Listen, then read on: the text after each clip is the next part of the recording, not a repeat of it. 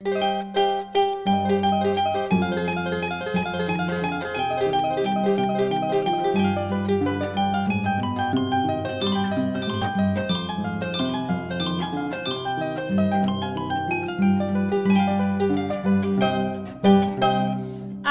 qué bonito es volar a las 12 de la noche, a las 12 de la noche. Ay, qué bonito es volar, ay, mamá. La Universidad Autónoma de Coahuila y su Escuela de Ciencias Sociales, a través de la licenciatura en Historia, presenta su programa Voz de la Memoria, un espacio para difundir, compartir y comentar aspectos conocidos y no tan conocidos de la historia. Una radio para todos. Voz de la Memoria. Estamos al aire. Hola, buenas noches. Bienvenidos al programa Voz de la Memoria, un programa de historia sin cuentos. El día de hoy les saluda Cecilia Ramírez. Cristina Araiza se encuentra ausente por causas de fuerza mayor. Le enviamos un saludo. Hoy contamos con la presencia de un exalumno de nuestra escuela. Es licenciado en Historia por la Escuela de Ciencias Sociales. Su nombre es Alan Orlando Caballero Barrera. Es maestrante de cuarto semestre en la maestría del Noreste Mexicano y Texas, que se cursa en esta escuela. Su línea de investigación se ha centrado en el estudio de procesos inquisitoriales sobre brujería en la época novohispana. Su tesis, Brujería y hechicería en la Villa del Santiago de Saltillo, 4 causas del Santo Oficio de la Inquisición de 1665 a 1670, ha sido publicada por la colección Canto Rodado y el día de hoy Alan nos platicará un poco acerca de qué es la brujería. Alan, buenas noches. Hola, buenas noches a todos. Alan, primero que nada, ¿por qué te interesó el tema de la brujería? ¿Ya lo traías de antes o es algo que te empezó a llamar la atención después de una búsqueda o una investigación? Bueno, yo en un primer momento quería estudiar algo sobre la maldad. En esta cuestión de las clases en la licenciatura, pues uno se apasiona con estas visiones, ¿no? que conoces de otros lados sobre formas de análisis. Y en aquel tiempo supe de un libro llamado Historia de la Fealdad, así como Historia del Pensamiento Occidental. Entonces dije, ¿por qué no la maldad? Que tal vez tú lo recuerdas mejor como alumna, está englobado en algo que llaman Historia del Pensamiento, ¿no? Historia del Discurso. Sí. Bueno, ya pensarlo es fácil, quererlo concretar es muy difícil. Porque es algo muy amplio, es algo que en su momento no tenía yo las herramientas para analizar como un todo. Y dije, ¿por qué no ver algún caso en el que no necesariamente sea la maldad, sino un aspecto a lo que la gente le tenga temor? Casi que puedo decir sin ánimo de que parezca romántico, que este documento sobre el que hice el libro y sobre el que hice primero mi tesis y luego el libro, lo encontré por el azar. Consultando archivos, encontré unas copias en el archivo del estado de Coahuila. Eran unas copias de este proceso de 1665 contra 4 mujeres: Mariana de la Fuente, las hermanas San Miguel y la madre e hija, San Miguel y Francisca de la Cerda. En aquel tiempo tuve la suerte de tener ahí un espacio en mi trabajo que me permitió leerlo, porque tú sabes que las copias son difíciles, ¿no? Uh-huh. Más porque el documento era de 1665. También tuve la suerte de que el inquisidor y el notario no escribían feo. Entonces sí. Esa es una suerte. Eso ayuda bastante. Sí, y tuve alrededor de 15 días para leerlo. Eran 60 fojas en total. Y fue apasionante lo que encontré. Fue algo que en aquel momento me sorprendió mucho porque sí les confieso que yo desde niño me ha llamado la atención la historia de Saltillo y en la historia, pues por eso llegué a esta escuela. Por eso estudiamos aquí. Por eso estudiamos aquí. Y yo sabía que una persona me podía ayudar. Yo dije, no, pues hay alguien que si le digo que me guíe, me va a guiar. Y fui a la oficina del doctor Carlos Manuel, en aquel tiempo en sistemas, cuando estaba la escuela todavía en sistemas, y le dije, oiga, profe, encontré un caso, ¿usted me guiaría en la tesis? Y él de inmediato me dijo, claro que sí. Y me dio bibliografía, dijo, léete esto, lee aquello, y comenzamos. Si les soy sincero, por cuestión de que en su momento sales de la escuela y buscas trabajar. Claro, yo creo que la mayoría estamos en eso. Y la dejé pausada. Dejé pausada la tesis y fue hasta el 2018. Yo salí. ¿Cuántos años dejaste pausada la tesis? No, fácil como unos 3. ¿Y te fue difícil retomarla? No, porque les explico. Eso es algo interesante para los que estudiamos historia. Claro.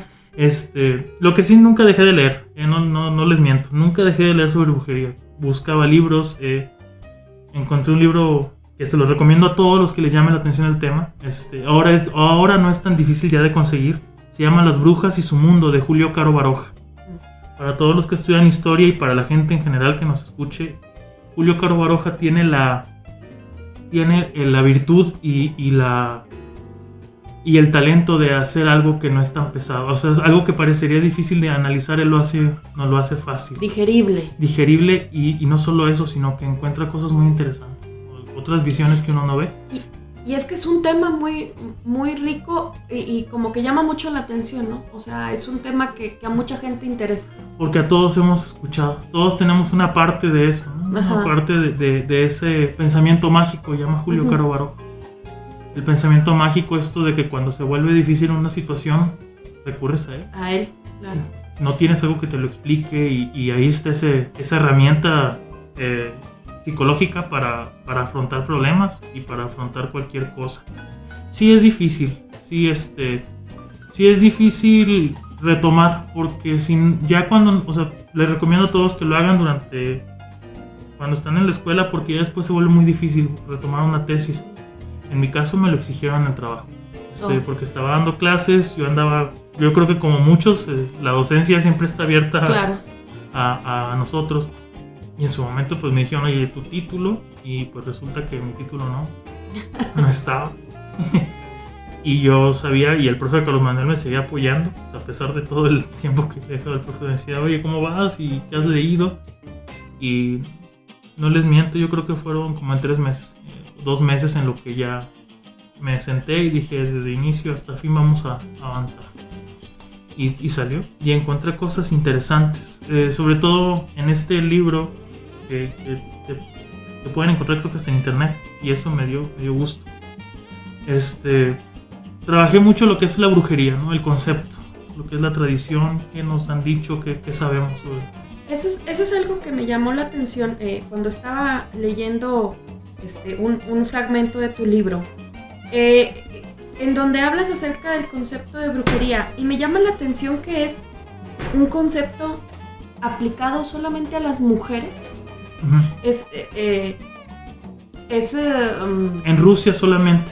En Asia hay más común de brujos. Uh-huh. Lo que es el norte de Asia, en Rusia, fue lo más que encontré en hombres. Uh-huh. Pero acá en Europa y en América, uh-huh, la mujer es el elemento. ¿Tú por qué crees que se da? Que se da ese... Yo creo que por el miedo que le tienen los hombres a la mujer. El miedo de los hombres. En este caso, o sea, yo a lo que leí en su momento con Jean Delumeau, uh-huh, y algo con Mercial Liade, tú te encuentras en el medioevo, en el año 1200, que es cuando aparece esto de la brujería, a una iglesia que se está ordenando filosóficamente.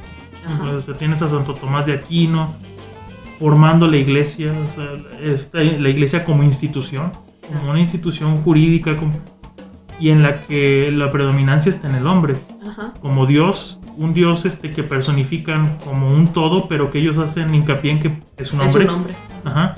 Y con un elemento que es Jesús, ¿no? En este caso el Cristo que se sacrificó y es un hombre. Entonces una iglesia pensada, una iglesia que hasta cierto momento está en el sentido filosófico trabajándose. ¿Cómo le explicas que una mujer se alinea su menstruo con la luna? ¿Cómo se explica eso, ¿no? ¿Cómo se explica que una mujer da vida? Claro. Entonces en esa época esto era motivo de mucho temor. Y que el temor como sentimiento se convirtió en violencia en la práctica. Y no lo digo por esto que pasa ahora aquí en Saltillo solamente, sino que yo lo encontré así. O sea, tú encuentras a teólogos como Bartolomé Espina que son brutales con la mujer. O sea, dicen, la mujer es un cuerpo imperfecto, es algo mal que viene, que está mal desde el principio. Ajá. O sea, esas voluptuosidades que tiene son errores naturales. Y el hombre no los tiene. Y yo lo creo así, sinceramente, ¿no? Que es el temor de que, nos guste o no, la mujer está más cercana a la naturaleza. Ok, es entonces... porque también habla de ungüentos, escobas y cosas así. Sí. Entonces son ritos que vienen de antes, que estaban centrados, como dices tú, en la naturaleza, que ahorita pudiéramos llamar como Wiccas o una cosa así. Bueno. O sea, parten de ahí, y la observación de estos hombres que vienen desde una observación desde la religión o esta iglesia que se está institucionalizando, los observa y les da otro significado. Mira, yo en su momento busqué esto porque sí hay una corriente que habla de que la brujería es parte de los ritos paganos, ¿no? De lo antiguo, de las mujeres como sacerdotisas, de Diana. Sobre todo hay una autora que le recomiendo también como cultura general, para los que están interesados en el tema, se llama Margaret Ann Murray. Y tiene un libro que se llama El Dios de los Brujos. Ella retoma mucho esto, ¿no? De que dice, no es que la mujer sea bruja, sino que ella está retomando ritos de Diana y de Heliodades, y que la iglesia de alguna forma aplacó. Es muy difícil porque el sincretismo ahí está. O sea, la iglesia se sincretizó, tuvo que sincretizarse, y es un poco lo que encontré, que no puedes contra ritos locales. Y en este caso tú planteas muy bien esa cuestión. La sangre está relacionada con mitos del amor, con cuestiones de amarres. Lo que sí encontré, y ahí fue algo interesante de un autor que se llama Marvin Harris, es que el palo de la escoba lo untaban con alucinógenos, porque se los digo, la bruja la vistieron hasta el siglo XIX. Ajá. Hasta antes era una mujer desnuda. Era una mujer totalmente desnuda. Entonces se colocaba la escoba y la escoba rozaba en su vagina, y esto hacía que creara un efecto más rápido. Claro. Que hace poco vi algo en La Rosa de Guadalupe, ¿no? Que era algo parecido. Es que se dio hace, no sé si todavía se pase o no, yo me acuerdo de haber visto alguna nota hace unos 10 o 15 años en donde hablaban de tampones con vino y cosas así, que para tener un efecto como más rápido, más duradero, algo que así, no olías, y que no olías y no nadie te detecta y la fregada, ¿no? Entonces pudiera ser algo. Era algo parecido, pero en este caso con beleño y mandrágora, que es lo que usan allá en Europa. Pues en 1492 y en adelante la bruja cruzó el mar y llegó para acá, claro, a sincretizarse con elementos de acá. Lo que sí hago hincapié es que es un sincretismo. No, yo no creo, y es una posición a lo mejor ideológica mía o no sé, teórica, no creo que haya como tal imposición. Si en algún momento hay una imposición, esta tarda, si el pueblo o el lugar no lo absorbe o no hay algo en lo que conecten, se desecha. Se olvida, ¿no? Se olvida. Y no, cuando lo vas uniendo que fue lo que hizo la iglesia, ¿no? Claro. O sea, unirlo con ritos de los lugares, pues entonces como hacen que sobreviva. ¿En qué momento es que aparece el diablo como elemento dentro de que forme parte de la brujería. O sea, que digas, es que la brujería se hace para adorar al diablo. ¿En qué momento? Por ejemplo, para mí esa es una duda. ¿En qué momento surge la figura del diablo como tal? De Satanás, y luego hay como 40,000 nombres para los demonios, para los ¿no? demonios. Entonces, ¿en qué momento se empieza a formar esta figura y se une a la brujería? Hay una personificación de la maldad que justamente, como dices, es el diablo, ¿no? Es una figura que sirve para entender lo que es malo. Entonces, en su momento se confundía, y es algo que estoy todavía trabajando, a la partera con la bruja. Entonces por ahí hay veces que yo al menos lo pensaba, ¿no? Es que confundían, volviendo a lo de los ritos del pasado, confundían los ungüentos de medicina con brujería.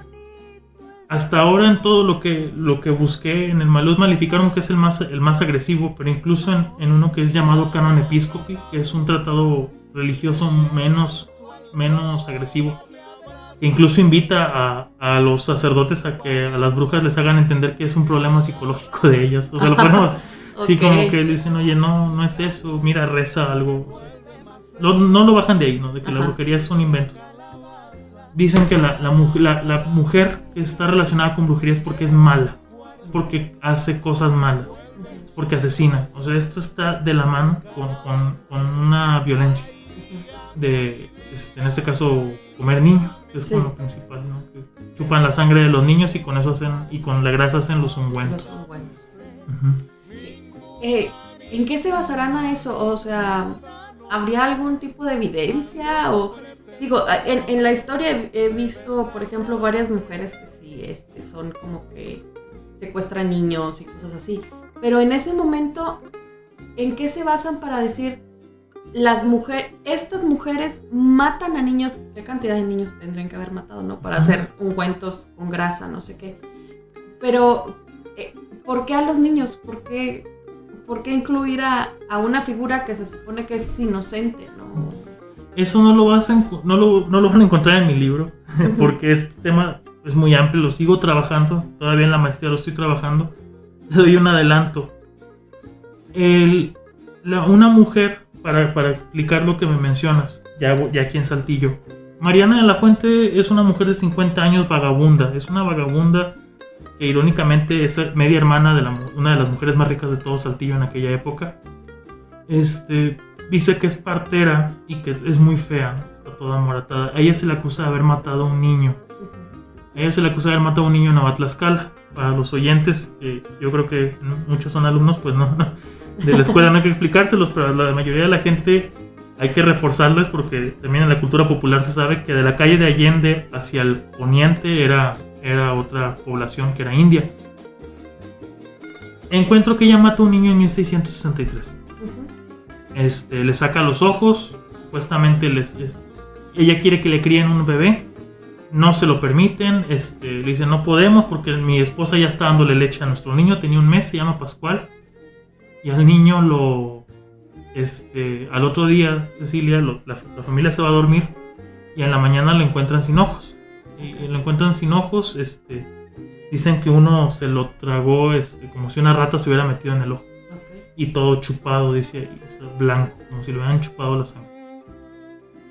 Yo en su momento lo expuse ahí en este libro, pero ahora he profundizado más, ¿no? Dije, vamos a ver qué significantes hay detrás de este evento. Encontré que en 1663 exactamente, en el periodo en que ella supuestamente mató a ese niño, una epidemia de viruela azotó San Esteban.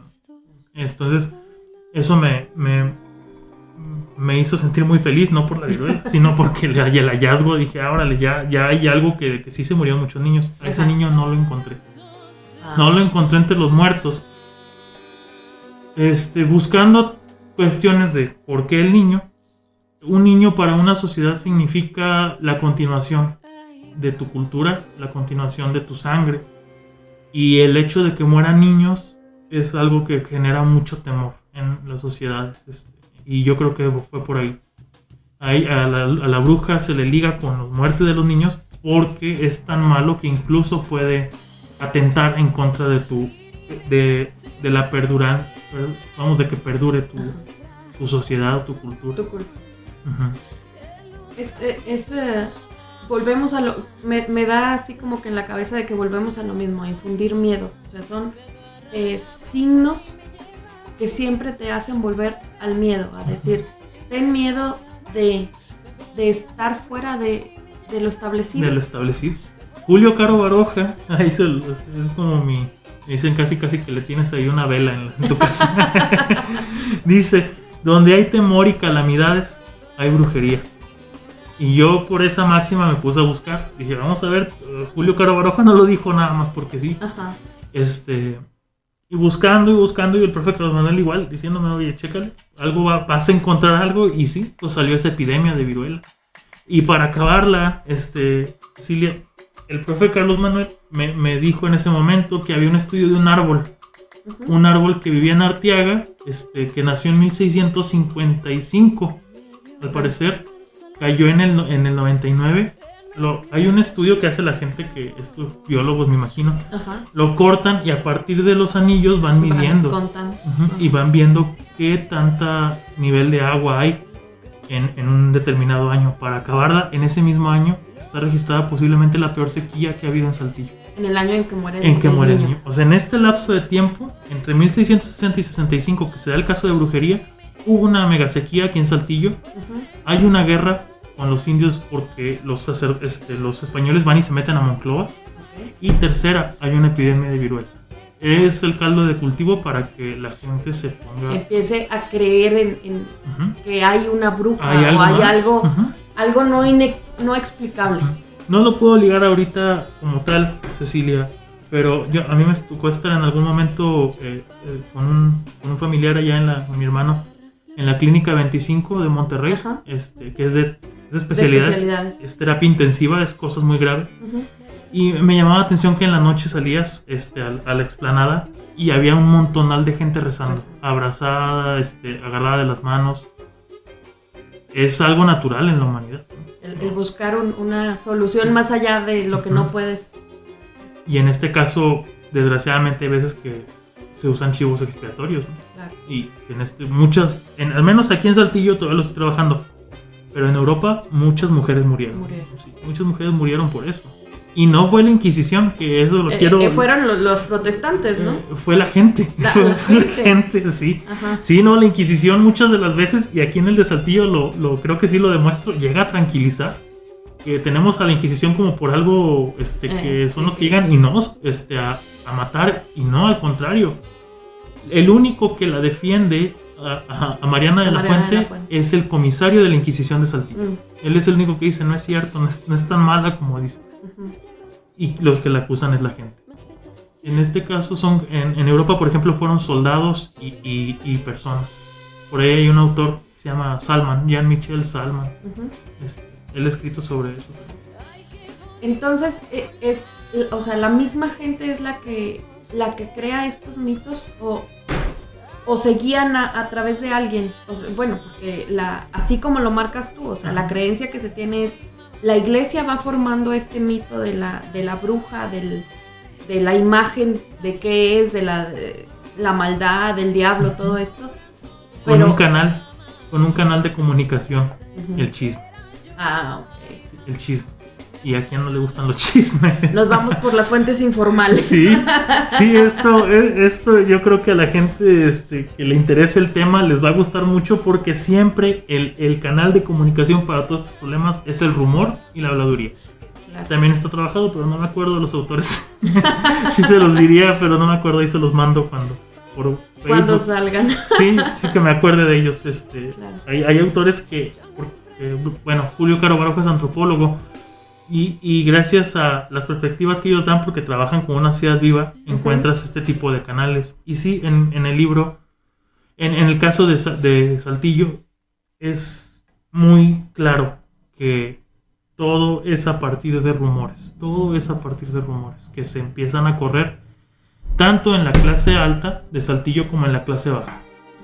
Porque a veces cometemos el error, y esto va para los para los alumnos y que todavía están en la escuela, de creer que las sociedades están tan estamentadas que no hay comunicación entre las dos clases. Y no, es al contrario, esto es una dialéctica, ¿no? Claro, sincrética. Siempre. Volviendo a tu libro, hablas del sábado. Primero, es algo que me llama la atención, porque primero lo denominas sábado como algo diferente al sabbat de los judíos, pero luego llegas al sabbat de los judíos. Entonces, ¿qué conexión hay con estas brujas de mujeres malvadas con contacto con el demonio y la religión judía que celebran el sábado? Ok, bueno, el sábado o aquelarre es una reunión que supuestamente las brujas hacen entre ellas para es su conmemoración, es donde ellas supuestamente asesinan a los niños, los vuelven grasa, montan sus escobas y comienzan a alucinar. Bueno, no, eso es cosa mía. y comienzan a volar, vamos a ponerle. Comienzan a volar, sí, se habla de que ellas, hay testimonios, y lo vamos a ver más adelante, donde ellas dicen que se ven, dicen, no, es que no, ¿cómo le llaman? ¿Vuelos astrales? Ajá. Sí, donde hacemos vuelos astrales porque yo veo que mi cuerpo se levanta y veo a mi persona dormida en un lugar y puedo viajar a todos lados. Yo creo que el Sabbat judío fue una denominación que usó la iglesia para relacionarlo con algo que en su momento veían como una herejía, en este caso de los judíos. Pero en la realidad es difícil hallarlo. O sea, el término que una persona de los testigos que habla sobre cuando acusan a una bruja que digan yo la vi haciendo el sabbat, es difícil que usen el término. Ajá. Pero sí dicen sobre la práctica del aquelarre. O sea, no dicen vi un aquelarre o un sabbat, sino vi a estas mujeres un día en la madrugada que se juntaron y estaban cantando. En este caso en Saltillo menciona que viene un joven con el medio hermano de Mariana de la Fuente hacia Saltillo, viniendo de su rancho, y vieron unas luces en un cerro y escucharon cornetas y decían, se acercaron y se escuchó el canto de Zacatecas venimos, al reino vamos y en Saltillo estamos. Entonces ahí está la festividad. La festividad. Ajá, o lo que es el rito, vamos a llamarlo mejor el rito. el rito. Pues sí, es un rito en el cual solamente había mujeres, entonces. En el cual solo había mujeres, a veces supuestamente el diablo, platicamos más adelante en Mazapil, que es donde ya encontré así un caso específico. Un caso muy específico donde se pone mucho hincapié en esto, mencionan que el diablo es un hombre. Pero en general son solamente mujeres. Si tú, Cecilia, vas a las comunidades de ejidales todavía de aquí cerca de Saltillo, encuentras la misma historia con variantes. Ajá. De que un día fue un señor y él nos platicó que vio a muchas mujeres como animales y que estaban bailando. Ahí está la historia con variantes, con agregados. Estas historias se van modificando según en donde se escuchan. O sea, toman algún elemento regional para al momento de platicarlas, o sea, o son las mismas historias que se escuchan, por ejemplo, en Europa. Por ejemplo, ahorita hablabas de Rusia, ¿no?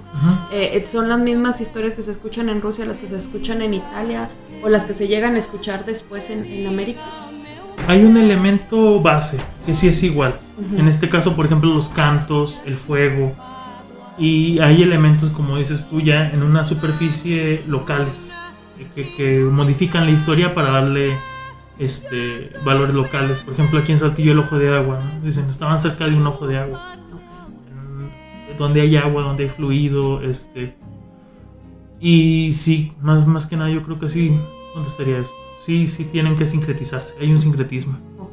Que por ahí lo dice muy bonito esta Solange Alberro, algo así como que la mandrágora y el beleño se convirtieron en peyote para ser un sincretismo Claro. feliz. Sí. Claro, sí. Sí, entonces sí se van nutriendo. Tienen que nutrirse, si no, ahí quedan Sí, pues sí, es lo que decíamos, para que vayan caminando. formando parte de la población, que es al final la que debe de llevar esta simbología a todos, ¿no? Y la que forma el chisme y la que va dando a conocer Va nutriendo. todo esto. Lo que sí dejaría en la mesa, Cecilia, para otras personas que les interese el tema,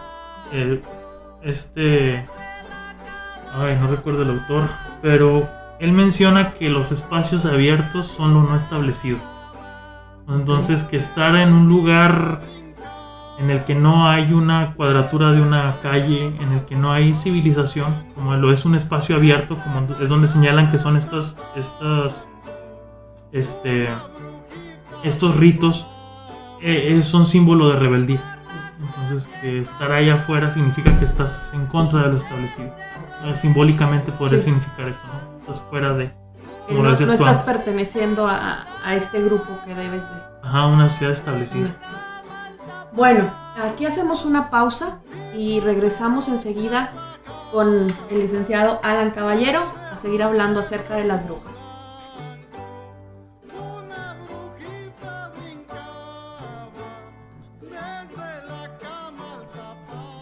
Regresamos a Voz de la Memoria, un programa de historia sin cuentos. El día de hoy nos encontramos con el licenciado Alan Caballero, cuya línea de investigación se ha centrado en los estudios y procesos inquisitoriales sobre brujería en la época novohispana. Antes del corte, Alan, estábamos hablando acerca de la brujería y mencionabas un caso en especial en Mazapil. Ajá. Mazapil, para los que no son de esta región, Mazapil es una ciudad en Zacatecas, municipio, es ajá. un municipio de Zacatecas. El más grande. Es el más grande del país o algo así, ¿no? Sí. Que tiene muchísimo territorio y se dedican especialmente a la minería, Ajá. ¿verdad? Era un pueblo minero. Y Hoy todavía lo es, creo. Sí, creo que ahora van a detonar todavía más. Ok. Sí, bueno, cuando buscas información sobre tú mismo, ¿no? Yo creo que algunos que se meten a los documentos coloniales encuentras que hay una relación muy estrecha entre Saltillo y Mazapil. Y pues la razón es que Saltillo, gran parte de su historia, ahora lo que hoy en día sería la carretera Saltillo-Monterrey, más bien en aquella época era hacia Zacatecas, con enclave en Mazapil, que eran las zonas mineras. Saltillo se dedicaba a sembrar trigo, A proveerles, ¿no? a proveer, exacto. Uh-huh. Y va a ser mucho, o sea, si hay crisis allá en Mazapil y en Zacatecas, había una crisis peor por aquí. Claro. Cuando entró a la maestría, me comenta, ¿no? Que tengo que hacer pues, algo más amplio. Y yo también tengo que hacer ahí algo. Quiero expandir los horizontes de la brujería, porque con Saltillo ya había dejado una base. Entonces dije, vamos a ver qué encuentro cerca y cercano a la época, ¿no? Cercano en espacio y cercano a la época. Y me encontré con otra causa inquisitorial en Mazapil, que me llamó la atención, que no estaba trabajada por gente de Zacatecas. Tampoco cuando busqué información no hallé que ya estuviera trabajada. Pero antes de checar eso, dije, quiero ver el documento, ¿no? A uno le llama la atención el documento y dices, pues voy a leerlo. ¿Qué ventaja tenemos nosotros en esta época que no tienen los historiadores de antes? Pues que tenemos el internet. Y eso es una mega herramienta, porque si antes tenías que trasladarte al Archivo General de la Nación a consultar ese documento, en aquel momento había una plataforma, creo que ya la reactivaron, en que tú podías ver el documento vía digital. Son unas copias horribles. O sea, es un documento, le tomaron foto a unas copias, o sea, imagínense. Okay. Entonces estaban muy muy feas, pero de mala calidad. Pero ahí dice story, pues es lo que hay. Es lo que hay, quiero leerlo. Y fue una causa de brujería del año de 1712.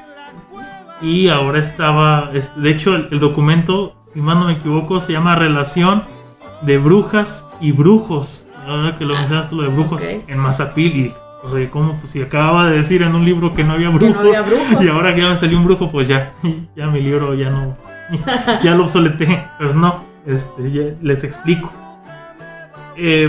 Como bien lo dice Cilia, Mazapil está hoy en día en carro a 1 hora y media de Saltillo hacia el sur. Va subiendo. O sea, si Saltillo está a 1500, 1600 metros sobre el nivel del mar, esa región que hoy en día la ciudad grande es Concepción del Oro, es más alta, por consecuente más fría, y como zona minera está enclavada en las montañas. En montañas muy rocosas. Son montañas que son frías y son rocosas. En aquel momento, en 1665, que es cuando se acaba el caso de Saltillo, 1670, perdón, Saltillo contaba con 1500 habitantes, que no es, que es muy pequeño, Era una ciudad pequeña. muy pequeño, y Mazapil con 3000. O sea, Era el doble. Era el doble. Era una ciudad, bueno, una villa, era más grande, un una real. población más grande, Un real de minas, y pues con otra dinámica muy distinta. Con las minas que atraen. Las minas atraen gente de todos lados y también gente que no se queda quieta. Porque la persona que trabaja en la mina va población explorando. flotante, le diríamos ahora, ¿no? Uh-huh. Gente que va, trabaja y se va. y se retira a su lugar Uh-huh. de origen. Aquí sí hay una conexión tal vez de mi persona, como de lo que yo de mi lugar. Yo soy de aquí de la Bellavista, mis papás son de la Bellavista. Una colonia al sur de la ciudad, Una a lo colonia alto de la ciudad. A lo alto de la ciudad, sí, que creo que hasta hace 70 años era la orilla. O sea, es donde está la central de autobuses para los que no son de aquí y para los que son de aquí. Entonces, curiosamente, en los años 60, 70, las minas en Mazapil se apagan, del siglo XX. Entonces, Ajá. mucha gente de Mazapil migra hacia el sur y encontramos que en esa colonia, hacia Saltillo, y encontramos que en esa colonia al sur de Saltillo vive mucha gente que es de Zacatecas y específicamente de Mazapil. O sea, si tú en mi cuadra había 10 familias, 5 eran de allá y otras 2 ya eran la segunda generación de personas de por allá. Y sí es común escuchar en ellos historias sobre brujas. Sí, ahí Okay. sí, ellos sí traían más calientito eso, ¿no? Ajá. De que había una bruja, de que son luces. Yo no me imaginé que 20 años después me iba a encontrar con esto, con un documento que de alguna forma textualmente fundamenta las creencias de todas estas personas que yo en algún momento conocí. ¿De qué habla la...? La cosa es muy interesante, ¿no? Están en la mina trabajando. Uh-huh. Respecto a lo que platicábamos hace rato, ¿no? Que tú estás trabajando cuestión sobre las mujeres. Encontré que la mujer estaba en todos lados menos en su casa, en Mazapil. Pues eso de que la mujer estaba ahí no es un cierto. mito, ¿no? Okay. Mira, resulta que para sacar la plata hay un proceso que se llama azogue. Uh-huh. La azogue, ¿no? que al parecer la tierra la hacen polvo y le echan mercurio y agua, Sí. y la empiezan a limpiar hasta que sale un cuadrito de plata. Cuando llegué acá a mi casa y les platiqué esto, mis hermanos me decían, oye, mira que encontré esto ahí en Mazapil. Como ellos eran amigos de generaciones más grandes, mis hermanos tienen alrededor de 40 años, me decían, el papá de tal hacía eso. O sea, todavía hasta hace 70 años gente iba a las minas abandonadas a buscar, sacaban, sabían dónde estaba y se traían piedritas y con eso vivían un mes y luego se regresaban. Las mujeres hacían este proceso porque en aquella época no hay barrenadoras, no hay máquinas para estar escarbando, entonces todo es atalache. Okay. Y los hombres y esclavos estaban en los golpes, estaban en trabajo duro, uno subiendo la tierra. Dice ahí Cecilia, encontré que cargaban hasta 150 kilos. Wow. Para arriba, o sea, imagínate. O sea, subir la cuesta con 150 kilos a la espalda. O sea, ese es un túnel. Uh-huh. Tienes escaleras, tienes maderas y estas personas escalando. Sacan la tierra, llevan la tierra al azogue, que son mulas, uh-huh. Y las que están pendientes de ese proceso son mujeres. Son las mujeres. Okay, bueno, ellos no les pagan, les dicen, tienes un día para pepenar. Okay. Tienes un día para pepenar, ese día lo que encuentres. Y ahí es donde estaban las mujeres. Veían dónde estaba cayendo la pepita, lo que quedaba de azogue, y ahí lo recogían. Y ellos hacían estas azogues, estas mujeres hacían ese azogue. A esto súmale, bueno, esto es una parte del O sea, del no les proceso. pagaban. No.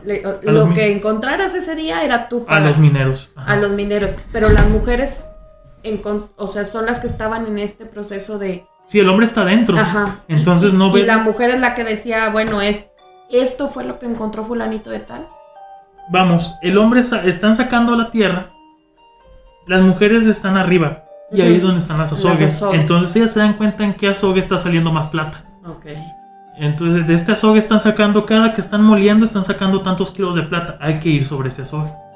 El día de la pepita van, recogen o se meten y le pegan y ya saben en dónde está. Porque son las que están... Ok. Esto lo hacen con sus hijos. Entonces, imagínate estas mujeres, yo me las imagino así, de todo, tanto mestizas, negras, buscando estas azogues y pepenando. A esto súmale que son las que están surtiendo la comida. Son las que están llevando los alimentos hacia la mina, porque no están cerca de la población. Okay. Entonces tú encuentras allá, por ejemplo, que hay haciendas mineras y estas haciendas tienen muchos trabajadores, entre ellos mujeres que están llevando la comida y que además aprovechan y ven dónde están y que andan pepenando. Yo encontré algo en un no me acuerdo del autor, ahí discúlpenme, que en un texto de economía de las minas, que lo ponían así como nota al pie, que este autor estudiaba la mina en la colonia. No es el famoso, ya se los haré llegar ahí con Cecilia para que se los pongan en el Face. Que en aquel momento no hay manera de saber, tú tienes que escarbar y una mina se escarba de forma diagonal. No hay forma de saber qué vas a hallar, es mucho azar. Así como le golpeaste y hallaste, puedes no encontrar nada. Y si hallas y dices vamos a seguirle, todo lo que encontraste lo inviertes en ese socavón que ya no hallaste nada. Entonces que cuando una persona halla plata y vuelve a encontrar plata y vuelve a encontrar plata, la gente lo ve raro y dicen ¿por qué está encontrando plata? Y empiezan estos rumores de que tiene un pacto y cosas así. Diablo. Yo encontré en este documento que todos los implicados son los sirvientes de un hacendado llamado Ignacio Jáuregui. Curiosamente, un nuevo rico, lo que llamaríamos un nuevo rico. Alguien que halló plata y siguió hallando plata. Y en menos de 10 años subió de nivel. Y encontramos algo, o sea, es difícil, como lo que hablabas tú de lo establecido, es difícil establecer estos lugares porque encontré casos como por ejemplo que el sirviente hallaba ropa, hallaba plata, se compraba ropa como lo que diríamos ahora de marca, andaba vestido como el patrón. Y se iba a tomar y se gastaba todo en estar tomando, en estar celebrando, y el lunes ya no tenía nada y había que regresar a la mina y la ropa dice que hasta se quedaban desnudos porque vendían la ropa. Si te costó originalmente, no sé, en dinero de ahora, 1,000 pesos tal camisa, pues la vendían en 100. Y eso le molestaba mucho a la clase pudiente porque decían, oye, esta camisa que a mí me cuesta, ya se la puso y aparte la vendió, un esclavo anda vestido como yo, o sea, imagínate Sí. La mezcla se podía dar muy fácil. Sí, estaba ahí toda la problemática, ¿no? Hay un sacerdote que llega ahí a Mazapil después de la muerte de otro que estuvo ahí muchos años, alrededor de 15, que tiene 27 años, se llama Ignacio, se llama él, Juan José Luis Cardoso. Y este señor es el que va a comenzar todo el problema en Mazapil. Él es el que implica la brujería. Ajá. Él es el que implica la bruja. A este señor Jáuregui. A Jáuregui, y va contra una mujer. Según lo que dice el documento, ellos van hacia la mina, pide al oficial que lo acompañe y a Jáuregui, pero no les dice muy bien a qué van. Dice, oye Jáuregui, quiero ir a tu mina, quiero también que me acompañe el alguacil del Real. Entonces van en caballo y dice que, pues dicen, ¿quién es Dorotea López? Es una mestiza. Y pues yo creo que la hallan y la lazan. O sea, le avientan un lazo de mecate la amarran y se van caminando. Se van de regreso. Dice que hasta Jáuregui se sorprende. Ajá. O sea, no sabía que le iban a atrapar a su trabajadora. Y le Era trabajadora de Jáuregui, de las que hacían las... Ajá, de los sirvientes, pepenas, azogue, comida. Ajá. No tengo específicamente qué. Ajá. Ya les diré yo más adelante que encuentre, ¿verdad? Todavía estoy trabajando esto. Se la llevan a las cárceles. Para quien conoce Mazapil, ahí nuestra directora, la doctora Cristina, se echaba el reba de mí. Porque yo le decía que me quería ir en bici. Cuando empecé a hacer estos trabajos de ir por ahí, dije, oiga, profe, pues no se ve tan lejos. En Google Maps Ajá. se ve cerquitas. Mazapil de Concepción del Oro está fácil. Y me puedo ir en la bici de un lugar a otro. Porque en Concepción está la central. Ajá. Pues ya estando allá, ¿no? Pues sí está bien cerquitas, pero es puro cerro. Y subida. Y subidas y bajadas. Entonces sí, imaginarte esta mujer ahí caminando en medio de todo, de nada, Ajá. enlazada por estos hombres. Y los otros a caballo. Y los otros a caballo y a pie. Y los fríos están tremendos por allá. Sí. O sea, en cualquier época que haya sido, estaba tremendo. El calor es fuerte y el frío es fuerte. Total, Cecilia. Él acusa de que encontraron que ella, junto con otra mujer más anciana, que se llama Juana de Santiago, hacía ritos de brujería en un arroyo que está cerca de Mazapil. Todavía existe el arroyo. Es un arroyo muy caudaloso, pero seco. Dice que el sacerdote dice que tiene un testimonio donde esta mujer, Dorotea, con Juana de Santiago, en las noches iban al arroyo y con unos ungüentos, haga la redundancia, se untaban y hacían viajes. Ellas dicen que se separan de su cuerpo y vuelan a distintas haciendas de la región. En una van a chuparse un niño, a comerse un niño, pero hay algo que encuentro y como paréntesis, las historias de brujería tienen 3 elementos como historia: algo que da miedo, algo grotesco y algo que da risa. Entonces es ahí como un juego de sentimientos bien interesante, que a lo mejor alguien en letras nos lo podrá explicar mejor, o alguien que sepa de filología, no sé, de letras español, de cuentos, narrativa. Dice que los chupaban a los niños en forma de cuervos. Ellas iban en forma de cuervos, empiezan a chupar al niño y dice la bruja, pero ya cuando lo estaba chupando me dio lástima y lo soltó. Sí. Y luego le dicen, ¿y qué pasó con esos niños? Pues ahí andan, ya están casados. O sea, dicen, no les pasó nada, ya creo que una acaba de tener un hijo. Así dice, como así. Y total, Cecilia, vuelven a repetir la acción para que una de ellas, una que se agrega, no me acuerdo el nombre sinceramente, va y se acuesta con un amante que tiene, que es un esclavo. Uh-huh. Dice, volamos en la noche a la mina y ella se acostó con el esclavo. ¿Ese es un testimonio de ella? Sí, es un testimonio que recogió supuestamente Josep Cardoso. No lo dice ella, lo dice una india, que es la que acusa a Dorotea López y a Juana de Santiago. Nada más que te debo el nombre de esa india. Ajá. Juana de Santiago y Dorotea López son mestizas. Okay. La india las acusa y todavía les suma algo más fuerte. Dice que en otro viaje apareció el diablo en el arroyo y que el diablo se convertía en un hombre, le soplaba en la cara y eso hacía que su alma o su ser que vuela regresara a su cuerpo. Entonces ahí aparece el diablo.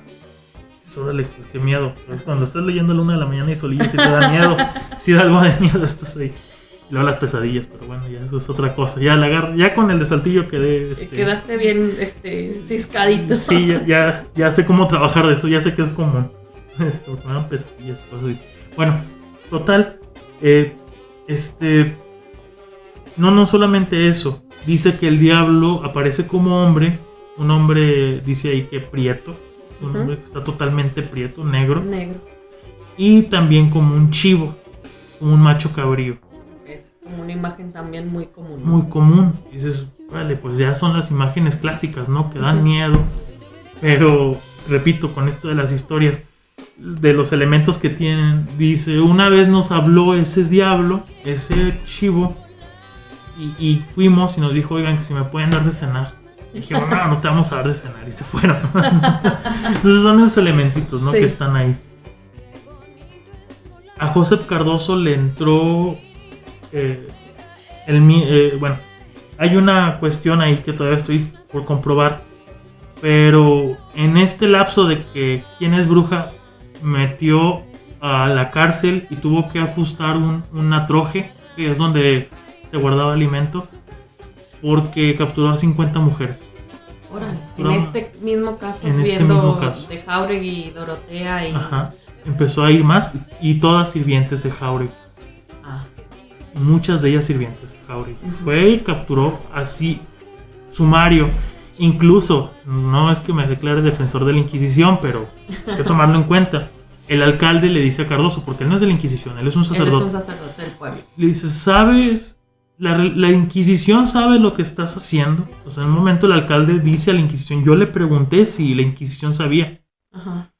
Y algo así como Jáuregui contesta, la moral está primero, ¿no? O sea, como que esto era un rollo. El cura es el que te dice la moral está primero. Sí, Cardoso, perdón. Cardoso. Dice, la moral es lo que está primero. ¿Qué capacidad tenía el cura para...? Porque me dices, no es un personaje de la Inquisición, es el cura del pueblo. Esto quiere decir que un cura tenía las capacidades para decir, vamos a encerrar a fulanito, manganita, perenganita, sutanita en un lugar. Al menos no sabría decir, darte un panorama del noreste de México, es lo que trabajo. Pero al menos ahí en Mazapil no la tenía, y yo creo que ni aquí en Saltillo.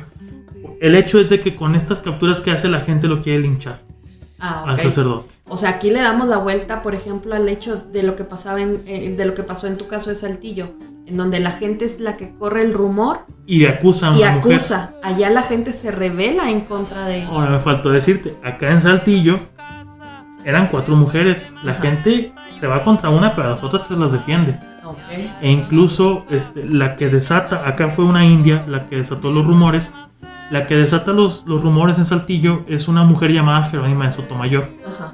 Acá en Saltillo el problema inició, hago paréntesis para recordar a Saltillo, ahorita volvemos a Mazapil, pero ya que lo mencionas, Silvia, porque es interesante. A ella le engañaba el esposo acá en Saltillo, a Jerónima, la que empezó el problema. Y les daba mala vida, al parecer las golpeaba y estaba con una muchachita más joven. Ajá. Jerónima intentó con hechizos arreglar el problema, no pudo, y lo mató de un machetazo. Wow. Estaba cenando y le dio un machetazo en la cabeza. Caray. Las mujeres no eran asesinas. Esta continuación ya la había trabajado el profesor Carlos Manuel en un libro de él, Ujú. y no sabíamos que eran las mismas. O sea, cuando ok. estábamos dijo, yo tengo el final de esa historia. Esa historia. Resulta que las mujeres fueron a dejar el cuerpo a la acequia que dividía Saltillo y San Esteban, Ajá. y ellas pues no eran asesinas. Donde iban arrastrando el cuerpo dejaron el rastro El de rastro sangre. de sangre. Entonces en la mañana vieron el cuerpo, siguieron el rastro y fueron a dar a su casa. O sea, esas mujeres escaparon de la cárcel. Ok. Y dice ahí el que anota la historia, que es Juan Bautista Chapo, un notario del Nuevo Reino de León. Dice, y se sabe que la gente, el pueblo las ayudó a escapar. Está el rumor de que la gente las ayudó a escapar. Entonces la voz popular Es puede pesada. ser condescendiente o puede atacar. Pero acusar. tiene peso. Tiene mucho peso. Acá en Mazapil se volcaron los esposos, los trabajadores, hasta los hacendados, porque pues al final de cuentas son mano de obra. Claro. Y volvemos a la cuestión de que la mujer, repito, no estaba en su casa. O sea, Ujú. tenía un papel primordial como fuerza de trabajo, y reclamaron contra Cardoso.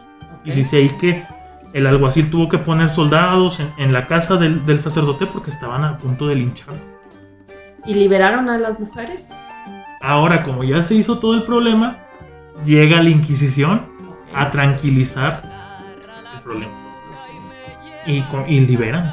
O sea, dice ahí que tenían a 50 mujeres, ¿no? Entonces liberan y se quedan con las 3 implicadas. Ujú. Esa parte no está en el caso, pero a lo que yo puedo vislumbrar es que liberaron a todo el grupo y dijeron, bueno, las que iniciaron el problema vamos a revisar.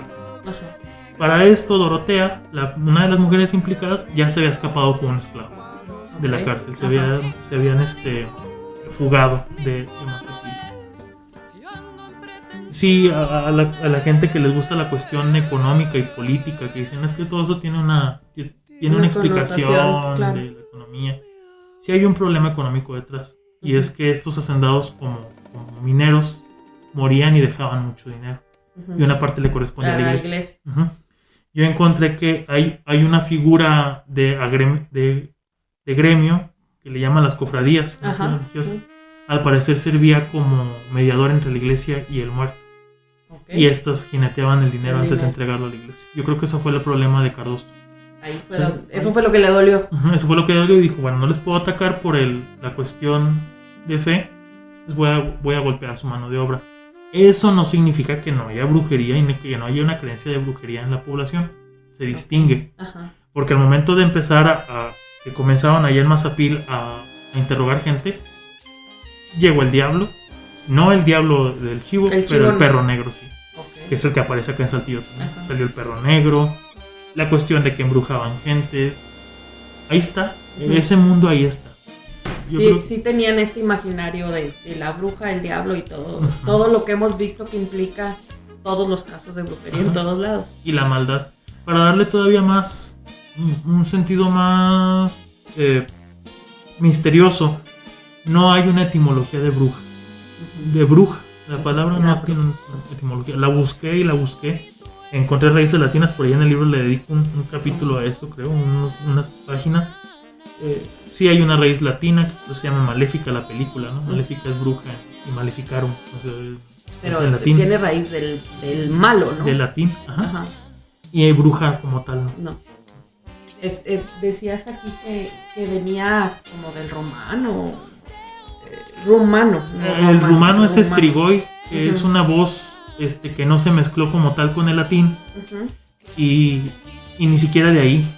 Sí, o sea, es por ahí pongo que en unas líneas que lo único que se sabe que tiene un uso precristiano y prerrománico. Entonces desde la antigüedad ya existe esta connotación de una mujer mala, de una mujer que hace lo malo o la maldad.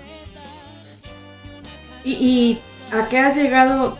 ¿Hay alguna conclusión del caso de Mazapil? Del caso de Mazapil aún lo sigo trabajando.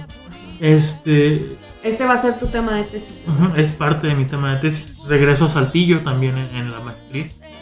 Con esta cuestión de las clases sociales, ya encontré qué clase social era cada una. En la maestría ya pude hacerle una biografía a esta mujer, Mariana de la Fuente, que le agradezco mucho. Y dicen, oye, no, es que eso es poco objetivo. Ya ves que acá a veces uno se pone el San Benito de la objetividad. De la objetividad, todo lo que da. Todo, y me voy a abstraer de todo porque soy objetivo. Es muy difícil. Es muy difícil. Y yo creo que eso es algo que nos debe de quedar. Justamente lo estaba pensando en la tarde cuando supe que a lo mejor venía a hablar contigo. Tenemos que recordar que es gente que vivió. Claro. A un doctor, si hace una mala praxis, el paciente le reclama. A un abogado también. Si hacen mal uso de su profesión, le reclaman. Está la gente para reclamar, a nosotros no. Y eso nos da muchas, a veces nos da preventas que no deberíamos tener. Estamos hablando de gente que ya murió, de gente que no se puede defender y que el único contacto que tienen con esta actualidad somos nosotros. Y justamente por eso tenemos que hacerles, no, ni dioses ni demonios, ¿no? Exacto. O sea, ser como, son humanos, como nosotros. Y demostrar lo que encontramos sobre ellos.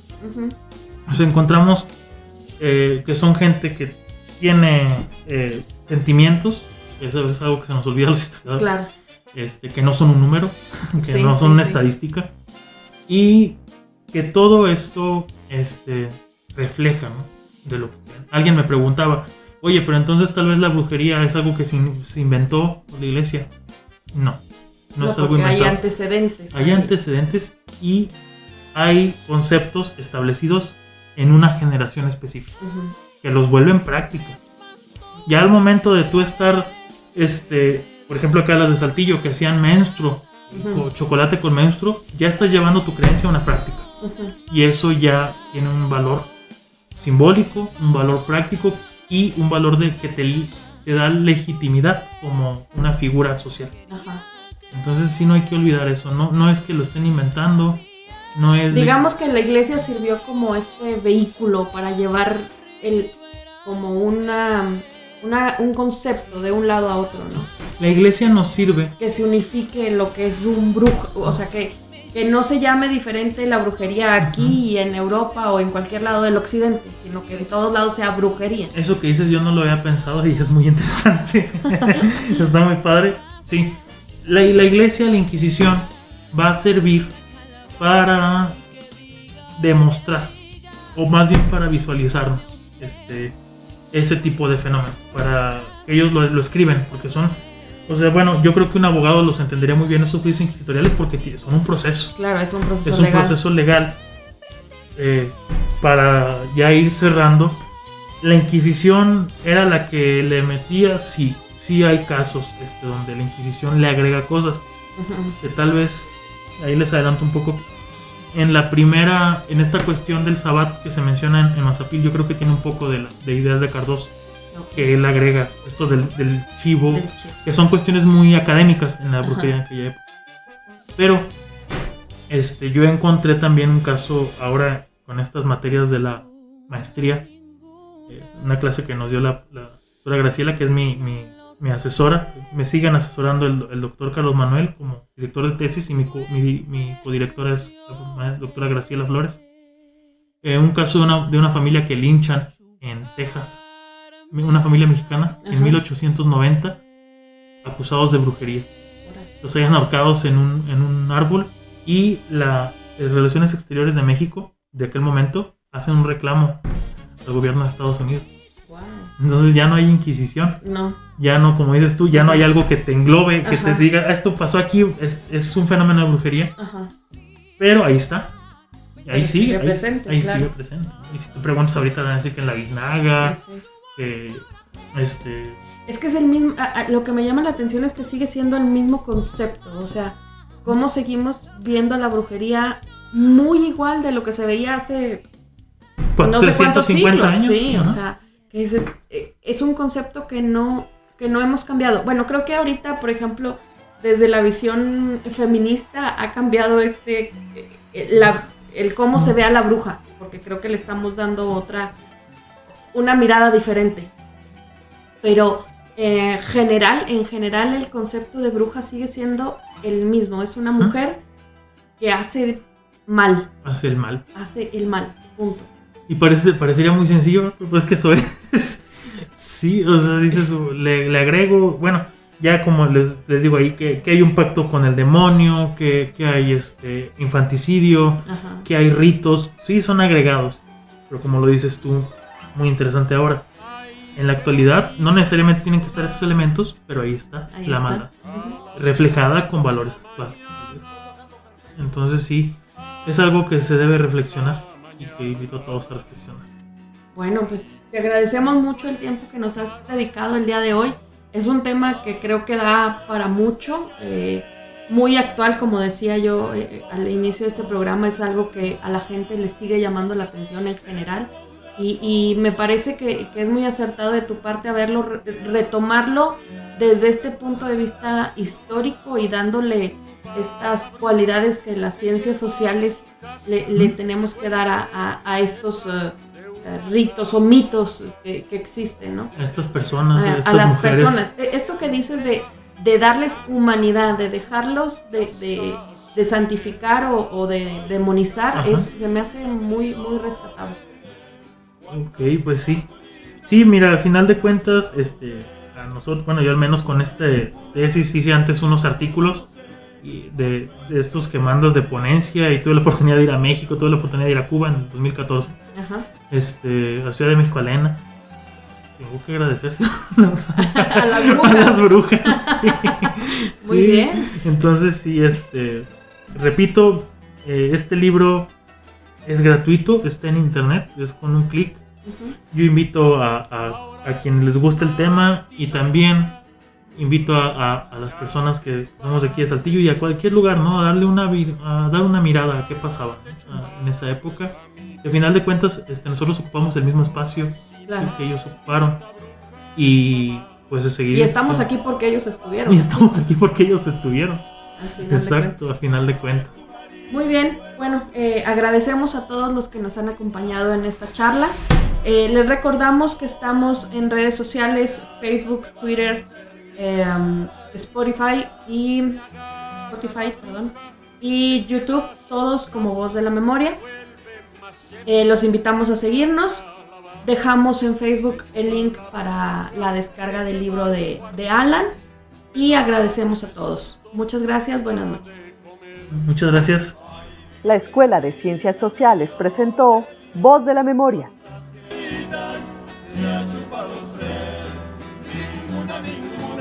Ninguna no sé, ando en pretensiones de chuparme a usted.